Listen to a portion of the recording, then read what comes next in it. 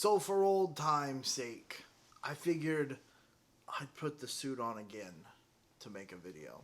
For those that don't know, for the newer-ish people, there's probably a few people that have been around the channel for a long time. When I first started making videos in China, I made videos in a suit.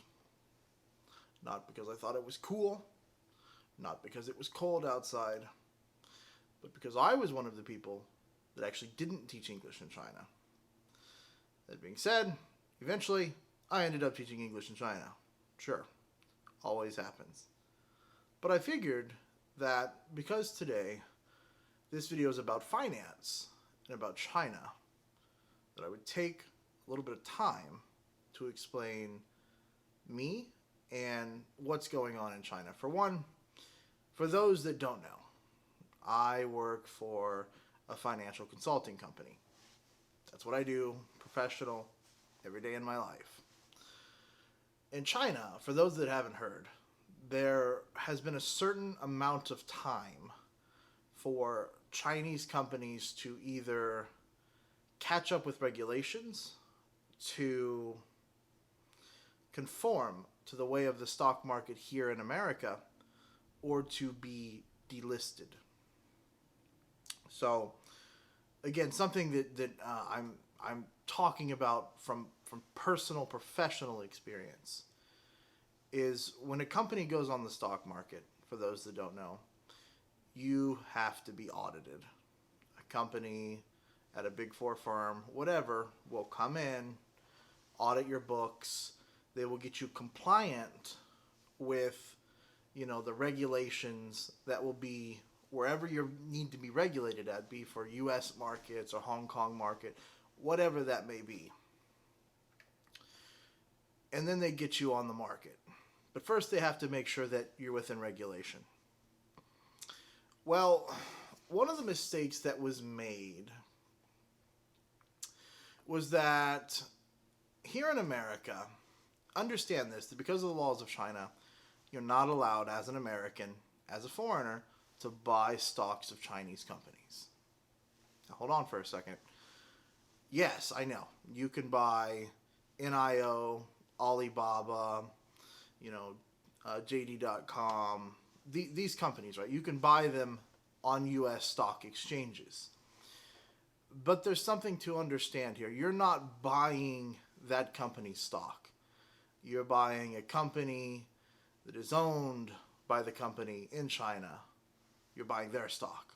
You're not buying the original company's stock. And the reason that was done, the reason that was set in place, was because China's laws and regulations have never been fully compliant with our laws and regulations here in the United States.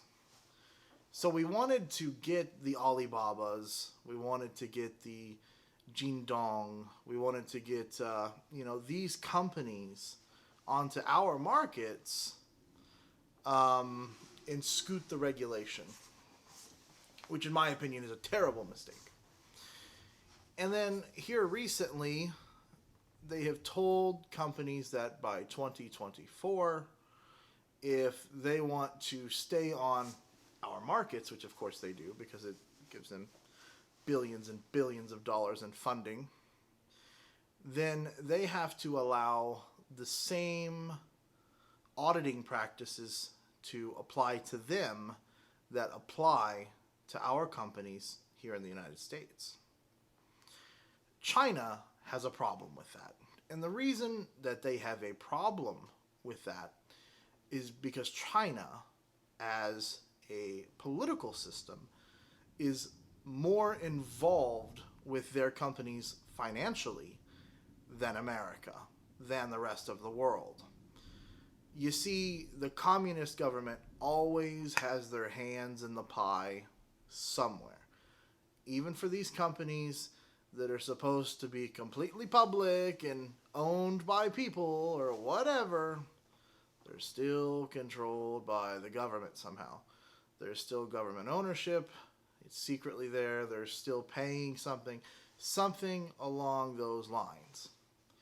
So essentially, what they have said is that you have to allow us to audit the real companies in China. Because, as you can imagine, when you're buying a small Alibaba chest, right? And the big Alibaba chest feeds money to the small chest. You never have a real estimate, a real guess of safety for the real company. You're essentially guessing the safety of the company that you're buying purchases of, which is not the real company. And this has become an issue in past times. As an example, look at Luckin Coffee. You're talking about a company, public, people can buy stock, and then come to find out the real company in China has lied severely on their accounting.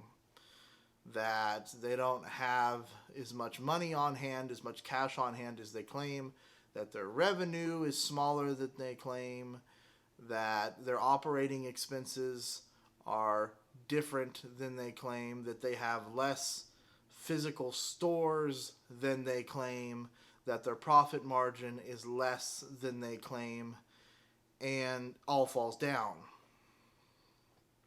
And the problem with that is that with the current system, the loser is always the American people. It's always the American people, every single time. You have your money invested in a company.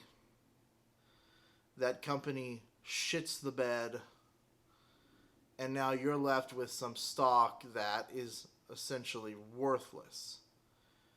Not because you didn't do your due diligence of looking at the company's statistics, not because it wasn't a sound company or everyone's heard of it, whatever that may be, whatever your investing knowledge may be. The reason that it shit the bed was because the companies lied.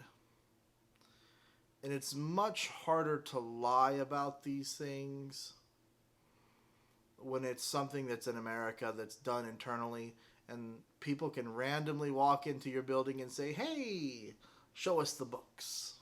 You know, ever since Enron happened years ago, in America, auditing has definitely become something that is very important to regulators. They vow to never let that happen again, of course. And we see China going through now what America did then with Enron. The issue is that it's happening not just once or twice. It's happening 50 times. It's happening 150 times. There's companies, banks all over China that are publicly listed on their stock market locally that have essentially shit the bed. And U.S. regulators are happy that those companies were not listed on American markets.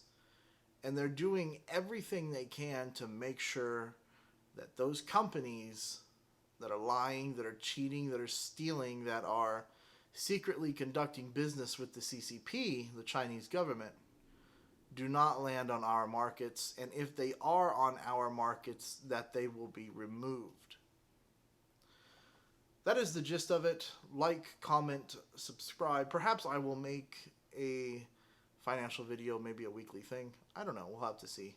China has a lot of financial comes and financial goes. We'll see about it. Like, comment, subscribe, and have a good day.